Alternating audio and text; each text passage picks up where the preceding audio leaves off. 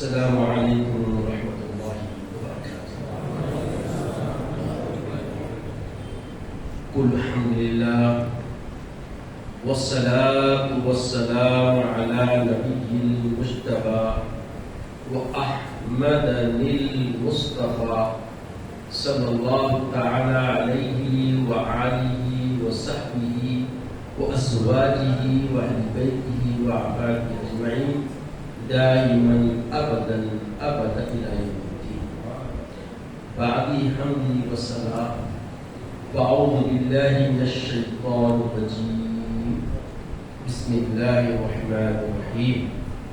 یا ایہا الذین آمنوا اذا قیل لکم تفسحوا فی المجالس فافسحوا یفسح اللہ لکم وَإِذَا قِيلَ انشُزُوا فَانشُزُوا يَرْفَعِ اللَّهُ الَّذِينَ آمَنُوا مِنكُمْ وَالَّذِينَ أُوتُوا الْعِلْمَ دَرَجَاتٍ وَاللَّهُ بِمَا تَعْمَلُونَ خَبِيرٌ۔ صدق اللہ العظیم وصدق رسولہ النبی الامین الکریم من الشاہدین والشاکرین۔ فقد قال اللہ تبارک وتعالی فی شان حبیبی وعظمة النبي صلى الله تعالى عليه وسلم وعامل لجميع المؤمنين والمؤمنات تعظيما وتكريما إن الله وملائكته يصلون على النبي يا أيها الذين آمنوا صلوا عليه وسلموا تسليما اللهم صل على سيدنا محمد صلاة تنجنا بها جميع الأحوال والآفات وتغزلنا بها جميع الحاجات وتطهرنا بها جميع السيئات وترفعنا بها عندك على الدرجات وتبلغنا بها أقصى الغايات من جميع الخيرات في الحياة بعد الممات إنك على كل شيء قدير۔ كل حمد و ثنا اللہ جل مجدہ کے لیے سزاوار ہے، جو ساری خلقت کا پالنہار ہے، جس کے دست قدرت میں کل جہاں کی بادشاہ ہے، جو چاہتا ہے کر گزرتا ہے، اس کی اختیار کو کوئی روک نہیں سکتا۔ وہ قدیم ہے، ابد الآباد سے ہے اور ہمیشہ ہمیشہ رہنے والا ہے۔ میں گواہی دیتا ہوں کہ نہیں ہے کوئی معبود برحق لائق عبادت سوائے اللہ جل مجدہ کی، اور میں یہ گواہی دیتا ہوں کہ محمد عربی صلی اللہ تعالی علیہ وآلہ وسلم اللہ کے بندے اور خاص رسول ہیں۔ صلاۃ و سلام نازل ہو ہمارے آقا نامدار حضور تاجدار محمد عربی صلی اللہ علیہ وسلم پر، آپ کی آل پر، آپ کے اصحاب پر، بزرگان دین، ادارہ اسلام۔ آج بڑی اہمیت کی شکرانے کی رات ہے، جسے ہم شب معراج کے نام سے یاد کرتے ہیں۔ جب سے آپ حضرات مختلف عناوین سے خطابات سماعت فرما رہے ہیں، آج کی اس نشست میں میرے لیے حضرت آپ کے خطیب صاحب کا یہ حکم ہے کہ مجلس دینی مجالس کی اہمیت و افادیت پہ بات کریں۔ اللہ تعالیٰ سے استعانت طلب کرتا ہوں کہ وہ مجھے اپنے مخصوص عنوان کے دائرے میں رہتے ہوئے آپ لوگوں کو علم شناسی سے آشنائی کرنے کی جرأت کر سکیں۔ اللہ پاک ارشاد فرماتا ہے، یا ایھا الذین آمنوا اذا قیل لکم تفسحوا فی المجالس فافسحوا یفسح اللہ لکم۔ اے ایمان والو، جب تم سے کہا جائے اپنی مجلسوں میں کشادگی پیدا کرو تو کشادہ ہو جایا کرو، اللہ تمہیں کشادگی عطا فرمائے گا، اور جب کہا جائے کھڑے ہو جاؤ تو تم کھڑے ہو جایا کرو، اللہ ان لوگوں کے درجات بلند فرما دے گا جو تم میں سے ایمان لائے اور جنہیں علم سے نوازا گیا، اور اللہ ان کاموں سے جو تم کرتے ہو خوب آگاہ ہے۔ اس آیت کریمہ میں 4 باتیں، 5واں حکم ہے، 4 باتیں سمجھنے کی۔ ایک آداب مجلس بتایا جا رہا ہے، اور یہ کلام اللہ ہے۔ ہمارا مطمع نظر اللہ نے اپنے محبوب کے توسط سے ایسا بنا دیا کہ بولے کہ قرآن تمہارے باتوں میں ہے اور عملی قرآن آل رسول ہے، اور صحابہ اس کا حاشیہ بردار ہے. اور جب اس زاویے سے تم اپنی زندگی لے چلو گے تو اللہ تعالیٰ تم سے راضی ہو جائے گا. آپ دیکھیں اللہ فرماتا ہے لقد کان لکم فی رسول اللہ اسوۃ حسنہ. اگر تم بندگی کا نمونہ چاہتے ہو تو میرے محبوب کی زندگی تمہارے لیے بہترین نمونہ ہے. تو محبوب علیہ السلام سے جب بھی مراد قرآن یہ لیتا ہے تو علماء ربانیین کہتے ہیں سے مراد حبیب پاک صلی اللہ علیہ وسلم سے وابستگان جو سیکھے ہیں ان کی زندگیاں بھی خلیل حیات نبی صلی اللہ علیہ وسلم، اور اسی زاویے سے ہماری نشو و نما ہوتی ہے، ہماری ترقی ہوتی ہے، ہمارا زوال بھی اسی کے عدم توجہ برتنے پر ہوتا ہے. اگر ہم چاہتے ہیں ارتقا ترقی چاہتے ہیں تو ہمیں یہ زاویے سے بہتر کوئی زاویہ نہیں. تو عزیز اور بزرگوں، اب اس آیت کریمہ میں ہمیں جو حکم دیا گیا، سب سے پہلی بات نشست کی آداب بتائے کہ جب ہم آئے تو کشادہ ہو کے بیٹھے، جب ہم بیٹھے تو بے چینی نہیں ہونا، اضطرابیت نہیں ہونا، اختلاف والی کیفیت نہیں ہونا، اچھا مستعد ہو کے بیٹھے. اور پھر بیٹھنے میں دوسروں کا لحاظ بھی رکھیں. مجلس کے آداب میں دوسروں کا لحاظ بھی بنیادی معنی رکھتا. اور پھر ساتھ ساتھ بتایا گیا کہ دیکھو جب کہا جائے کھڑے ہو جاؤ تو کھڑے ہو جائے گا، تو کھڑے ہو بولنے والے بھی کوئی ہوتے ہیں. پتا چلا مجلس میں جب آتے تو کوئی مجلس کا امیر بھی ہوا کرتا ہے. جمعہ میں آئے تو ہمارا امیر کون؟ خطیب. نمازوں میں آئے تو ہمارا امیر کون؟ امام مسجد. اب اثر حاضر میں معاملہ دیگر کو ہے، مگر اسلامی شعار کیا ہے، اسلامی نہج و طریقہ کیا ہے سمجھایا جا رہا. نماز کے لیے 5 وقت آتے تو وہ بھی ایک مجلس ہے، وہ بھی ایک کیا ہے؟ مجلس ہے.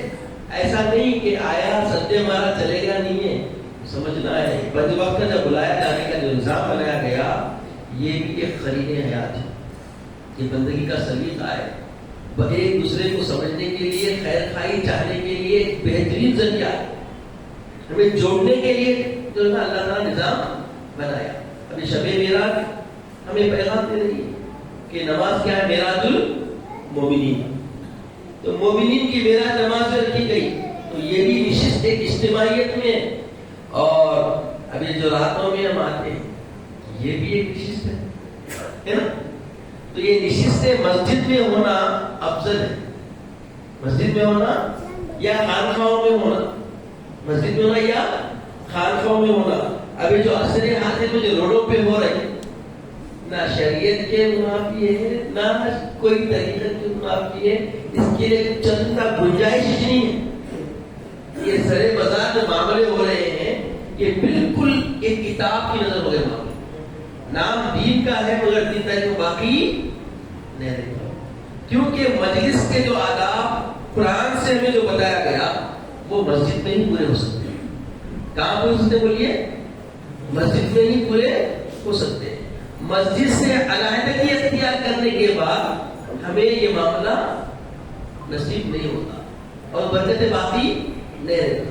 اب جب مسجد میں آئے، اللہ کے حبیب سب سے پہلے فرمائے جب تم مسجد میں آؤ تو یہ مسجد کیا ہے؟ جنت کی کیاریاں ہے، اور اس کیاریوں سے پھل نوش کیا کرو. اس کیاری کیا کرو؟ پھل نوش کیا کرو. اب وہ پھل کیا ہے؟ تو بولے سبحان اللہ وبحمدہ سبحان اللہ. یہ ذکر چلتے رہنا. یہ نشست جب بیٹھے تو یہ آداب ہے نشست کے. کیا کیا ہونا؟ ذکر چلتے رہنا، ذکر چلتے رہنا. اور ذکر کیا ہے؟ آواز کے ساتھ نہیں ہوتا، ذکر خیال سے نہیں ہوتا، ذکر خیال سے نہیں ہوتا. اور یہ جو آپ پلکیں مار رہے ہیں یہ پلک بھی ذکر کر رہی ہے. عارفین گاتے ہیں اللہ ہو. سانس تو چل رہی ہے یہ بھی کیا ہے؟ اللہ ہو. ہم سمجھ رہے سانس خالی آگے جا رہی، اور یہ دل کی دھڑکن جو ہے عارفین گاتے ہیں کہ یہ دل خالی دھڑک رہا نہیں، وہ بھی کیا کر رہا ہے؟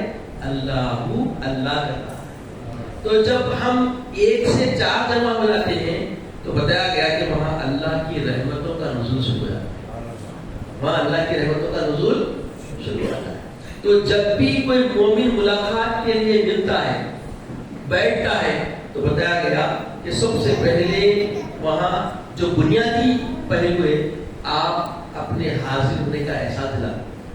جیسا بتایا گیا جمعہ کے دن اگر آئے تو جمعہ اجتماع ہے، بہت بڑا اجتماع ہے، تو اس میں بتایا گیا کہ ممبر کے قریب ہو کے بیٹھنے کی کوشش کریں۔ آپ کو سمجھ میں آئے نہ سمجھ میں آئے، پوری توجہ سے خطبہ سننا، کیونکہ اس میں اگر تمہاری تعداد کم ہوتی ہے تو اللہ تعالیٰ فرشتوں سے وہاں پہ فرق۔ اب جب فرشتوں کا نزول ہو گیا، فرشتے سے مجلس میں آ گئے، تو وہ مجلس کیا ہو گئی؟ خدا کی رحمت کے نزول کا ذریعہ بن گیا۔ تو یہ جو محفلیں بنتی ہے، اب ایک مرتبہ حضرت ابو ہریرہ رضی اللہ تعالیٰ عنہ مدینے کے شہر میں باہر نکلے، دیکھیں لوگ پورے بازار میں مصروف ہیں، تو بولے دیکھو اللہ کے رسول کا ورثہ بڑھ رہا ہے۔ تو سارے صحابہ نکل کے مسجد میں بھاگے، اور جب جا کے دیکھے تو کیا ہے وہاں کوئی ورثہ کچھ ہوائے ضروریات کے ساتھ سامان کچھ نظر نہیں آ رہا، کوئی باٹل نظر نہیں آ رہا، کچھ لوگ گھپا بنا کے ادھر بیٹھے ادھر بیٹھے۔ تو بولے بھائی تم کیا بولے؟ ورثہ بڑھ رہا، بولے کہاں ہے؟ تو بولے یہ سب کیا ہے؟ کہیں ذکر چل رہا ہے، کہیں قرآن کی تلاوت چل رہی ہے، کہیں حدیث کی نبی صلی اللہ علیہ وسلم بیان ہو رہی ہے۔ تو بولے یہی ورثہ ہے اللہ کے رسول کا۔ تو ایسی محفلوں میں آنے سے کیا ہوتا؟ اللہ کے رسول کا ورثہ نصیب ہوتا۔ یہ محفلوں میں آنے سے کیا ہوتا؟ سمجھ آ رہی ہے نا؟ خود بخود آپ کو میں سمجھتا ہوں کہ شرح ہو رہے حالات۔ ہاں، یہ نشست میں جب ہم آتے ہیں تو یہاں علماء آئے، علماء کیا کریں گے؟ قال اللہ قال رسول۔ تو یہ ورثہ ہے اللہ کے رسول میں، یہ دین کا اثاثہ ہے جو ایک سینے سے دوسرے کی سینے کی طرف منتقل ہو رہا ہے۔ تو یہ ملتا کس کو؟ اس کے تعلیم۔ اللہ کے رسول صلی اللہ علیہ وسلم فرمائے کہ دو مقامات ایسے ہیں جب تم 2 لوگوں سے ملو گے تو ضرور اس کا اثر قبول ہو جائے گا، اثر تم لے کے جاؤ گے۔ فرمایا گیا کہ اگر تم کوئی عطر فروش سے ملو گے، عطر خریدو گے، اگر نہ بھی خریدے تو اس سے خوشبو تمہارے ساتھ جائے گی۔ اور دوسرا بتایا گیا لوہار کے قریب بیٹھو گے تو کچھ ضرورت کے اوزار خریدو گے، اگر نہیں بھی خریدے تو اس کی بو تمہارے ساتھ ہو جائے گی، اس کے پسینے کی بو، لوہے کی بو تمہارے ساتھ۔ تو جیسی محفل میں آپ بیٹھیں گے اس کا اثر ضرور آپ کے ساتھ، آپ کے ذہن و فکر و فہم میں کیا ہوگا؟ سرایت کر جائے گا، سرایت کر جائے گا۔ تو اب اس کے بتایا گیا کہ صحبت صالح تلا صالح، نیکوں کی صحبت میں بیٹھیں گے نیکوں کا بنتا ہے، صحبت طالح تلا طالح، بروں کی صحبت میں رہیں گے تو۔ اب جب یہ نشست دینی ہے تو دینی نشست میں ہمیشہ کیا ہوتا؟ اخلاق کی تجزیہ، گفتار پاکیزہ ہوتی، ذہن کی رفتار بڑھ جاتی، عرفانیت خدا کی عرفانیت کا احساس و ادراک ہونے لگتا۔ دینی محفل کا یہ فائدہ ہے۔ اسی لیے بتایا گیا، حبیب پاک علیہ السلام فرماتے ہیں کہ جب کوئی اللہ کے ذکر سے کوئی محفل شروع ہوتی ہے تو اس محفل کو اللہ کے فرشتے کیا کرتے ہیں؟ گھیر دیتے ہیں اور دعا کرتے ہیں، یہاں تک کہ ان کی نشست ختم ہونے سے پہلے ان کے گناہوں کا کفارہ ہوتا ہے، ان کے گناہوں کا کفارہ ہوتا ہے۔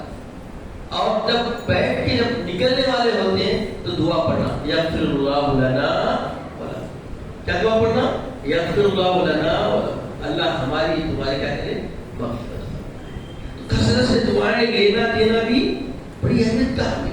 اب محفل میں بیٹھے تو محفل کے آداب میں یہ بھی ہے، جمعہ میں تو یہ بھی نہیں کرنا ہے، یعنی محفلیں مختلف ہوتی ہے۔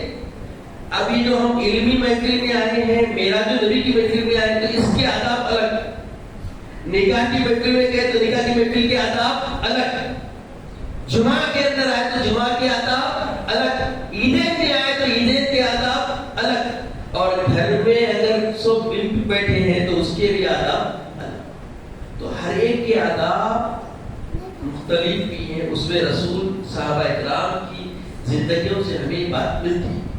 اب اس پہ ہم جب عمل پیرا ہونا چاہتے ہیں تو اب ان کے اقوال کے ذریعے ہمیں یہ بات ملتی ہے کہ جب بھی ہم بیٹھے تو بیٹھنے کے لیے اچھی نیت لے کے آنا.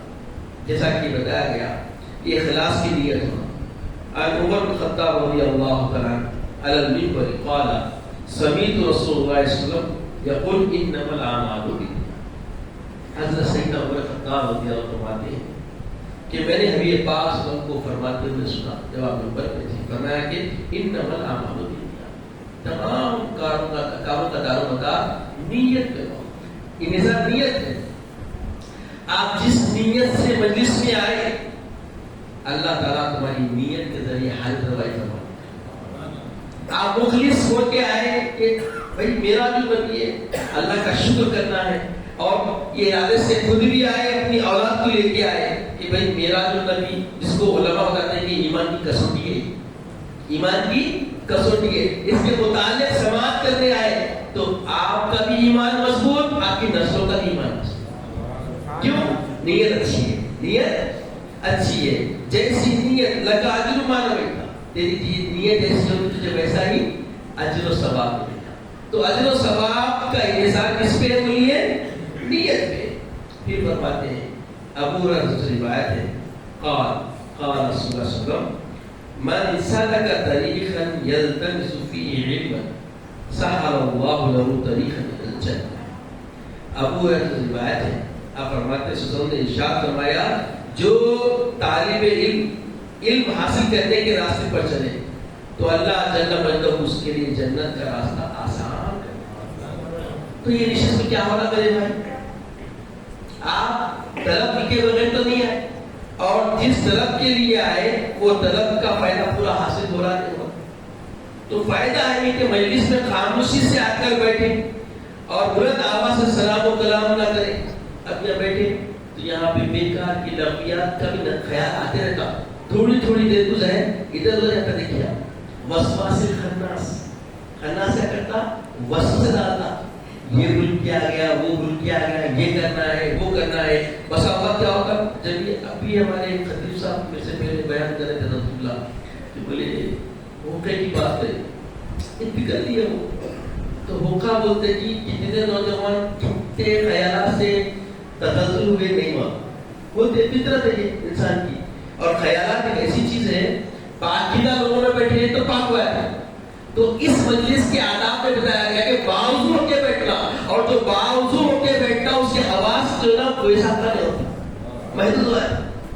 وضو کی برکت سے کیا ہوتا, تو یہ خیالات پراگندہ نہیں ہوتے. اگر کچھ بات آئی بھی تو جتنی آئی اتنی قبول کرنے کا پہلو اس کے اندر پیدا ہوتا. تو اگتا ہاتھ نہیں آتی وضو کرنے سے, انگڑائیاں نہیں لیتے, یہ حرام بھی ہے. اکثر دیکھیے آپ بعضوں آگے بیٹھ کے کیا کرنا ہے, استغفار کرنا ہے. فوری منہ پہ ہاتھ رکھنا سنت ہے, فوری منہ پہ ہاتھ رکھنا ہے, استغفار کرنا ہے. اب کتنے اب کے زمانے میں ہم تو جی رہے بے عملی, بے ربی, بیرا ربی پوری بہت بڑی. مجلس میں آپ بیٹھے دیکھیے, آپ بیٹھے بیٹھے عجیب عجیب آیا یوں کر کے ہاتھ ایسا کر دیتے. ایسا دیکھنے میں آ رہا نہیں آ رہا, جمعہ چل رہا, خطبہ ہو رہا, کچھ خیال نہیں. کتنی محفلوں میں آتی ہے نکاح کی, دیکھیے آپ غور سے خطبہ سنتے تھے کوئی, جبکہ سمجھ میں آؤ ان کو سننا سنت ہے, سننا سنت ہے. اور اگر آپ نہیں سنے تو وہ محفل کی آپ بے بھی کر رہے ہیں, اس کا خسارہ ہے, گرفت ہوتی ہے اللہ کی طرف سے. جمعہ میں آئے, جمعہ میں آپ کو لوگوں کو پڑھا کے نہیں آنا ہے.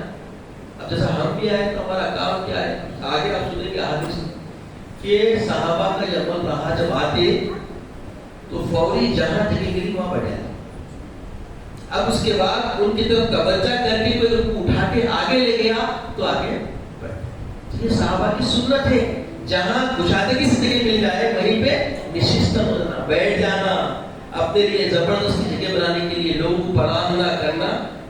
اور جو بیٹھنے والے جو بیٹھتے پہلے سے ہی جگہ پھڑ کر کے بیٹھنا, یہ آداب ہے. ایسا بیٹھنا کہ آنے والے کے جگہ دکھنا نہیں. بیٹھنے والوں کا بھی کام ہے. اب نہیں بیٹھیں گے, جگہ چھوڑ کے بیٹھیں گے, سفید چھوڑ کے بیٹھیں گے, اب پلٹ کے آنے والا آپ سزا ہے. کس بات کی؟ نشست جو بیٹھنے کا طریقہ بتایا گیا اس طریقے کے خلاف ہم ہوئے، اب سزا بھگتو، لاتا کھاؤ. گردنوں پہ پڑتے، گردنوں پہ پڑتے، لوہا ڈکل کے آتے. اگر پہلے سے خطیب کے ساتھ اس سے پہلے رہنا ہے مسجد میں اور رہ کے اگر ہم جگہ پکڑ کے بیٹھ گئے تو کیا ہوتا؟ لات کھاتے. کوئی انگل کے آگے آتا نہیں آتا. تو جب بھی ہم محفل منعقد کریں، جو بھی محفل ہو، تو اس میں کیا ہونا؟ ہمیں جگہ پکڑتے وقت کیا ہے، پیچھے آنے والے کی جگہ باقی نہیں رکھنا، سبھی درست کر کے بیٹھنا. اور ایسی محفلوں میں باوضو رہنا. تو کیا ہوتا ہے؟ شیطان کے شر سے محفوظ ہے. روایت میں آتا ہے کہ جو باوضو رہتا ہے شیطان اس پہ حاوی نہیں ہو سکتا. اب آپ بولیں گے مسجد میں رہتا شیطان نہیں آتا. ارے پہلے آتا. ہاں، یہاں تک بتایا گیا آپ تکبیر تحریمہ کر کے رکعت پانے کے بعد بھی اپنا کام چالو رکھتا. یہاں تک کہ تم رکوع کرتے تب بھی نہیں رہتا، سجدے میں گئے تو جلدی اس کا ختم، وہاں تک تمہارا پیچھا کرتا. تو شیطان میں شر کے لیے آیا ہے اور شر اس کا عزم ہے اور اللہ سے اس کا وعدہ بھی، اللہ مہلت دیا ہے اسے اور یہ مہلت اس کی ہمارے لیے ہانی کر رہا ہے. اس لیے اللہ پاک بولا ان الشیطان للانسان عدو مبین، بے شک شیطان انسان کا کھلا دشمن ہے. یہ جب اعلان ہو گیا، یہ معلوم ہو گیا، تو اس کی دشمنی سمجھ کے دشمنی کا دفاع کرنا ہماری ذمہ داری ہے، اس کی مدافعت کرنا ہماری ذمہ داری ہے. اور جب تک ہم مدافعت نہیں کریں گے راستہ ہمیں بننا بولیے شروع نہیں ہوتا. پھر بتایا گیا ابو سعید خدری رضی اللہ عنہ سے روایت ہے، فرماتے ہیں کہ ان نبی صلی اللہ علیہ وسلم قال ایاکم والجلوس فی الطرقہ، فرمایا کہ راستوں میں بیٹھنے اور بلا وجہ کھڑے ہونے سے بچو. جب ہم کوئی محفل کر رہے ہیں تو محفل میں راستے کے اندر نہیں بیٹھنا. راستے میں کوئی بیٹھا تو اس کا قصور ہے. کس کا قصور؟ بیٹھنے والے کا. تو راستے میں بھی نہیں بیٹھنا ہے. جہاں راستہ گزر ہوتا ہے پانی رکھ دیتے بعض جگہ، لوگ پانی کے ساتھ کے بیٹھ جاتے. اب پانی پینے کے لیے کوئی آیا تو پانی پی سکتا، اگر پیا تو گرتا نہیں گرتا. تو یہ بھی چیزیں ہیں. پھر بتایا گیا کہ حضرت موسیٰ رضی اللہ عنہ سے روایت ہے، وہ فرماتے ہیں کہ نبی کے صلی اللہ علیہ وسلم نے فرمایا نیک اور برے ہمنشی کے مثال کستوری بیچنے والے کے جیسے، عطر فروش کے جیسے. اب دیکھیے مثال نیکی اور بدی دینے کا معاملہ. ابھی آپ سنیں ہوکا پارٹی سنیں، اب یہ کیا ہے میراث پارٹی چل رہی، موٹی زبان میں رفلی جو آج کل نوجوان سوچتے ہیں. تو یہاں آپ آگے بیٹھیں گے تو یہاں کی پارٹی میں صرف اور صرف اللہ رسول اللہ، اللہ رسول اللہ، اس سے سمجھ بوجھ حاصل ہوئی اور کچھ طبیعت میں نمی آئے اور کچھ اخلاق حسنہ پروان چڑھنے کا یقین و ضمانت نہیں بیٹھے. اور یہاں سے مختلف گوشے حیات کے بارے میں اللہ کی بندگی کا سلیقہ حاصل ہوگا اور یہ طریقہ آپ کو ضرور دنیا میں بھی سکون کر دے گا اور آخرت میں بھی سکون کر دے گا. ایسے معلومات آپ کو اس چیز سے ملے. اب وہ پارٹی میں جب کیا کرتا، آپ کا دل مردہ ہوا تھا. دل کیا ہوتا؟ تو ان کی مثال اللہ کے رسول نے دیا لوہا کے جیسے.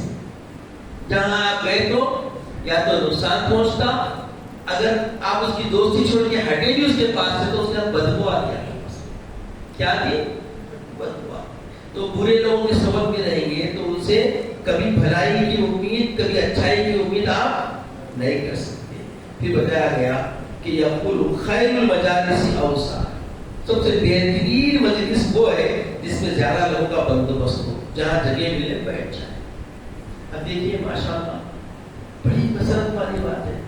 آج سے تقریباً 10-15 سال پہلے بھی یہاں آنے کا موقع ہوا تھا، بعد میں بیچ میں بھی آیا بھائی، مگر وہ آنا آپ کی فراست سے، آپ کی فراست سے چھوا ایسا اب ہوا.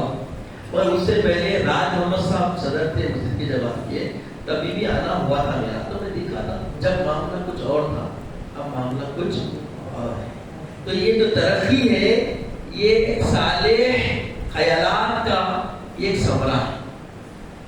آپ کے مسجد کے جو انتظامیہ ہے ان کے اندر اللہ تعالیٰ ایسا ہی ہر مسجد کے انتظامیہ کو اللہ شعور بخشے. اگر یہ شعور آ گیا تو خدا کی قسم یہ افراط تفریح، فساد، فرقہ بندی، جو مختلف جو حملے مسلمانوں پہ ہو رہے ہیں، خاص کر سنیوں پہ ہو رہے ہیں، یہ سو جائیں گے. یہ کیا ہوں گے؟ ختم ہو جائے گا خود بخود. اس کے لیے کبھی آستین چڑھانے کی ضرورت نہیں پڑے. اب حالات جو بنے ہوئے ہیں بہت برے حالات بنے ہوئے. اس کی وجہ کیا ہے؟ انتظامیہ بہت جگہ پہ تردد کا شکار ہے. وہاں ان کے اندر یہ شعور نہیں ہے. میں بھی بہت بڑی مسجد سے خطیب ہوں وہاں پہ، تو میں دیکھ رہا ہوں کہ وہاں پر بھی ایسی فکر نہیں. آج کچھ بچے آئے تھے، سورہ ناس پڑھے، سورہ تکاثر پڑھے، تو اچھا دکھا. میں بولا بہت اچھا کام ہوا ہے، اور آنے والے حالات میں بہت بڑی خوشخبری کے آثار نظر آ رہے ہیں. کیونکہ محلے کے بچے بھی شامل ہونا، محلے کے بچوں کو بھی اس میدان عمل میں اتارنا. علماء باہر سے تو آئیں گے، مگر ان سے جو لے رہے ہیں وہ بھی کتنا لے رہے ہیں اس کا اظہار ہونا چاہیے. اس کا اظہار مسجد کے تحت جو مدرسہ ہے اس مدرسے کے بچوں کو تیار کر ان کو ایسے محفلوں میں بیچ میں پیش کرنا. تو اس سے کیا ہوگا؟ جو مسجد میں ایسے موقع پہ جو دوسرے بچے بھی آتے ہیں ان کو بھی شعور آتا ہے. ورنہ ہمارا حال اتنا برا ہو گیا کہ آداب جو ہم کو اب یہ آپ کی اس مجلس کے ذریعے جو آداب مل رہے ہیں کہ اجتماعیت کا فائدہ کیا ہے؟ یہی فائدہ ہے. کیا کچھ شعور آ رہا. اب دیکھیے اہم بات، اب یہ اجتماع کے ذریعے بات اب تک پہنچانا چاہ رہا ہوں. یہاں آئے گا قرآن کی تلاوت، ایک سے ایک اچھا قاری آپ کے سامنے تلاوت کرے گا. تو کسی کی تلاوت کے ذریعے آپ کو دل میں جذبہ آتا کہ میری قرت بھی ایسی ہونی چاہیے. کسی کے دینی معلومات کے ذریعے خیال آتا کہ مجھے بھی اسے معلومات ہونا چاہیے. یہ جو جذبے آ رہے ہیں یہ محفل کا پیسہ نہیں ہے، یہ کہیں اور ملتا کیا؟ یہ بھی ایک محفل کا کیا ہے؟ یہ افادیت ہے محفل کی. پھر بتایا گیا کہ جابر بن سمرہ رضی اللہ عنہ سے روایت ہے، انہوں نے فرمایا قال كنا اذا اتينا النبي صلی اللہ علیہ وسلم جلس احدنا حيث ينتهي. فرمایا کہ نبی ہم جابر سے روایت فرماتے ہیں کہ نبی کریم صلی اللہ علیہ وسلم کی مجلس میں حاضر ہوتے تو جہاں جگہ ملتی وہیں بیٹھ جاتے. تو یہ جمعہ میں یا ایسی محفل میں جو آتے انگل کے آگے آتے، یہ خلاف عمل صحابہ ہے، خلاف سنت ہے، خلاف سنت ہے. کیونکہ اللہ کے رسول صلی اللہ علیہ وسلم کہ علیکم بسنتی و سنت الخلفاء الراشدین المہدیین. تو ہمارے پہ کیا ہے؟ صحابہ کی سیرتوں سے بھی ہم کو چلنا ہے اور رسول کے اسوے پر بھی چلنا ہے. یہی راستے ہیں جو ہم کو سلیقے بندگی سکھاتے ہیں.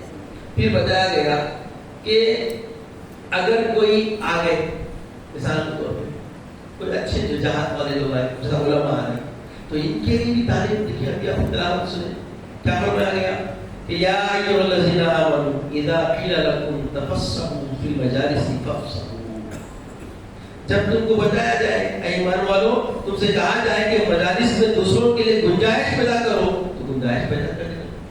کیا پیدا ہوتا کرے؟ تو بتایا گیا کہ اللہ تعالیٰ تمہارے لیے وسعت پیدا ہے. یعنی آپ کریں گے اکرام، اس کے علم کا اکرام کریں گے یا اس کی عمر درازی کا اکرام کریں گے، تو یہ جو احترام آپ کر رہے ہیں اس کا بدلہ اللہ تعالیٰ اپنی رحمت کی وسعت کے ذریعے دیتا. کام کر رہے ہیں دو بندے ایک دوسرے کا احترام کر رہے ہیں اور اللہ کا وعدہ ہوا کہ وسعت ان کو دے گا. تو یہ وسعت اگر ہم حاصل کرنا چاہتے ہیں اللہ تعالیٰ سے تو ہمیں کیا کرنا ہے؟ ایک دوسرے کا خیال کرنا ہے. تو مجلس میں ایک دوسرے کی خیال کی بھی گنجائش رکھی گئی. اور پھر بتایا گیا کہ اذا دخل احدكم الى القوم فاوصي له فليجلس فانما هي كرامه من الله عز وجل اكرمه بها اقوم المسلم فان لم يوسع له فلينظر اوسع مكان فليجلس فيه. اب یہ دیکھیے بات واضح ہو گئی. بتایا گیا کہ جب کوئی شخص لوگوں کے پاس آئے اور اس کے بیٹھنے کے لیے گنجائش پیدا کی جائے تو اسے چاہیے کہ وہ بیٹھ جائے، کیونکہ یہ اللہ رب العزت کی طرف سے ملنے والی عزت ہے جو اس کے مسلمان بھائیوں نے اس کے لیے کی ہے. اور اگر اس کے لیے گنجائش پیدا نہ ہو سکے تو وہ کسی اور مشارہ جگہ کو دیکھے اور وہیں جا کر بیٹھ جائے. اب دیکھیے جیسا کہ علماء بھی آ رہے ہیں اور لوگ بھی آ رہے ہیں، تو یہاں پہ آپ کے طرف سے جو ہے نا سارے لوگوں کی طرف سے مہمان نوازی بولیے یا میزبانی بولیے کون کر رہے ہیں؟ فراست صاحب کر رہے ہیں. تو فراست صاحب جا کے لے کے آئے تو کسی کو اعتراض نہیں ہے. بھائی یہ کمارے بیٹا یہاں بیٹھو ہوئے تو یہ اعتراض کرنا بھی نہیں ہے. یہ بھی حدیث سے ثابت ہے کہ ہر ایک کے لیے اگر اب یہ جو خان ملا ہے نشستوں میں بٹھایا گیا ہے تو یہ جو نعمت ہے یہ اللہ کی طرف سے. یہ بیٹھنا جو ہے یہ خود طلبی سے نہیں ہے. ابھی تو بزرگان اتنے تو بیٹھے ہوئے کرسیوں پہ نشستیں پکڑ کے. تو یہ جو بیٹھنا ہے تو جو مقام دے کے کرسی پہ بٹھایا گیا ہے یہ سب من جانب اللہ ہے. کیا ہے؟ یہ سب من جانب اللہ ہے. تو یہ اکرام مجلس کے اندر ایسا اکرام ہونا، ایسا احترام ہونا، ایسے اسرت ہونا یہ اللہ کی طرف سے ایک عطا ہے. اور یہ کب ملتی؟ جب ہم مخلص ہو جائیں. جب ہم مخلص ہو جائیں. اب بلا کے نہیں پہچانے وہی بیٹھے تھا. یعنی آنے کے بعد ہم ادنا جگہ پکڑنا، آپ کو عارفہ جگہ بٹھانا ہے تو یہ اللہ کی طرف سے انعام ہے اور بٹھایا جاتا. اب دیکھیے میں آگے کرسی بیٹھ کے آتا تھا حضرت نہیں مانے یہاں بیٹھے بول کے بٹھایا، وقت سے پہلے بٹھایا حالانکہ وقت آیا بھی نہیں تھا. یہ سب کیا ہے؟ اللہ کی نعمت. یہ حدیث سے ثابت ہے. پھر بتایا گیا کہ اللہ کے حبیب صلی اللہ علیہ وسلم فرماتے ہیں کہ ایسے شخص پر لعنت ہے کہ جو مجلس میں لوگوں کے حلقے میں درمیان میں جا کر بیٹھے، کسی کو اس کی جگہ سے نہ اٹھائے. کسی کو اٹھا کے بیٹھنا بھی غلط ہے. اکثر کرتے رہے کیا بچوں کی صفیں رہتی پیچھے دیکھنے میں آ رہا بہت سارے آج کل آئیڈیو کلپ بنا کے ڈال رہے لوگ ہے نا. کیا کرتے لوگ پروٹھا پکڑ کے پیچھے رہے بچے کو طرف فرمائے. تو یہ بھی کیا ہے؟ طریقہ غلط ہے. کون سی بھی محفل میں ہوا وہاں پہ کسی کو ہٹا کے بیٹھنے کی گنجائش نہیں. اکثر دیکھنے میں آیا ہمارا بھی بچپن گزرا ہم دیکھے بس اوقات جا کے کھانے کے لیے مہمانوں کے ساتھ بیٹھ جاتے تو بعض لوگ آگے کیا کرتے اٹھو آپ گھر کو بیٹھو دوسروں بیٹھنے کو اٹھائے تو گھر کے آدمی ہے بعد میں بیٹھنا. اکثر کہاں ہوتا متوسط خاندان میں بھی بات متوسط اور بعض کیا ہوتے غنی مالدار لوگ ہوتے. تو مالدار لوگ متوسط لوگوں سے ایسا برتاؤ کرتے نظر آتے ہیں. تو ایسا عمل شریعت میں دین میں اسلام میں کہیں بھی نہیں ہے. مسلمان ایسا شیار کرتے ہی نہیں. جو جا بیٹھ گیا بیٹھ گیا. اٹھانا نہیں کرنی. اٹھانا خلاف سنت اللہ کے رسول کی شریعت کی خلاف ورزی ہے. اور یہاں تک بھی آیا اگر کوئی مجلس سے اٹھ کے جا رہا تو وہ جگہ بیٹھنے کے بعد اس کی ہو گئی تو اس کا کام ہے کہ اپنا رومال وغیرہ یہ بھی دس کیا ہے رومال وغیرہ رکھ کے جائے اور رکھ کے گیا تو اس جگہ پہ دوسرا نہیں بیٹھے. جمعہ میں آئے کوئی جگہ پکڑ لیا اور اس کو لیٹرین آیا تو وہاں رومال رکھ کے جائے. یہ ذمہ داری ہے اس کی. رومال رکھ کے جائے گا اب بعد میں آ کے جگہ وہ نہیں ہو سکتا. سمجھ رہے ہیں؟ اتنی تعلیمات اتنی واضح تعلیمات اتنے اچھے آداب پورے اسلامی اور شفاف صحابہ کی صحبتوں سے صحابہ کے عمل سے رسول صلی اللہ علیہ وسلم کی مجلس سے معلوم ہے. آپ کو اہم بات بولتے ہیں بات سمجھ لینا ہوگا کیونکہ اور بھی علماء اکرام بیٹھے ہوئے ہیں اور آپ لوگ ماشاء اللہ شب بیداری کا نظم بنائے ہوئے ہیں علماء اور شاید آنے والے ہیں. تو ماشاء اللہ ویسے میرا ٹائم جو دیا گیا تھا تو شاید وقت ہو گیا ہے دیا گیا ہے. تو عزیز اور بزرگوں ایک اہم بات بتاتا ہوں اور آپ اور سے سنو. ایک مرتبہ ایک خارجی آدمی مدینہ شریف آیا اور آنے کے بعد میں اس نے پوچھا محمد صلی اللہ علیہ وسلم کون ہے؟ کیا پوچھا اس نے؟ کون ہے؟ تو اللہ کے رسول تو مشہور ہو چکے تھے اور سارے صحابہ بیٹھے ہوئے ہیں سب کو دیکھ رہا اور پہچان نہیں سک رہا. آخر میں اس کو پوچھنا پڑا. تو اس کی وجہ کیا تھی علماء بتاتے ہیں کہ سارے صحابہ اپنے چہروں کو اپنی وجاہت کو رسول صلی اللہ علیہ وسلم کی طرح مانتے تھے.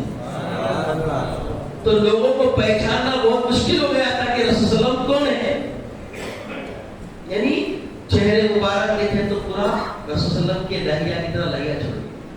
اور یہاں تک بھی آیا کہ ایک صحابی رسول کے آنکھوں کا معاملہ کچھ ایسا تھا تو انہوں نے اپنے آپ کو ایسا کچھ بنا دیا کہ وہ اللہ کے رسول کے اسوے سے آپ کی وجاہت سے جڑ جائے تو اس کے لیے انہوں نے بہت محنت کی. ایسا میری بات نہ. تو کئی صحابہ اللہ کے رسول کی وجاہت کی طرح وجاہت بنانے کی محنت کرتے رہے. یہ رسول کی سنت ہے. تو ہماری مجلس سے بھی صحابہ کی مجلسوں کی جیسے بننے کی کوشش کرنا یہ بھی سنت ہے. یہ بھی کیا ہے؟ سنت ہے. تو ہم یہ جو صحیح شروع ہوئی ہے, یہ جو کوشش ہو رہی ہے, رشت بن رہی ہے, اللہ اس کو آباد و شادواں رکھے اور قائم رکھے اور جستجو ہمارے سینوں میں جاگوزی رکھے اور اس پہ استقامت و دوام عطا فرمائے. بارے جو مخلصین انتظامیہ ہیں ان کو اطاعت میں حیات مخلص بنائے رکھے اور مولا ان کے دلوں میں وہ سرور و تمنا جو بھی ان کی جائز مقاصد ہے مولا اس کو برلا اور ان کی آل اولاد میں صالحین پیدا فرما اور جو لوگ مخلص ہو کے تیری بارگاہ میں آئے مولا سب کے ایمان کی حفاظت فرما, عزت کی اسلام کی زندگی عطا فرما, خاتمہ بالخیر فرما, وقت نزا کلمہ طیبہ عطا فرما, اپنے حبیب پاک صلی اللہ علیہ وسلم کا دیدار عطا فرما. وصلی اللہ تعالی علی خلقہ ونبی محمد وبارک وسلم والحمد للہ رب العالمین.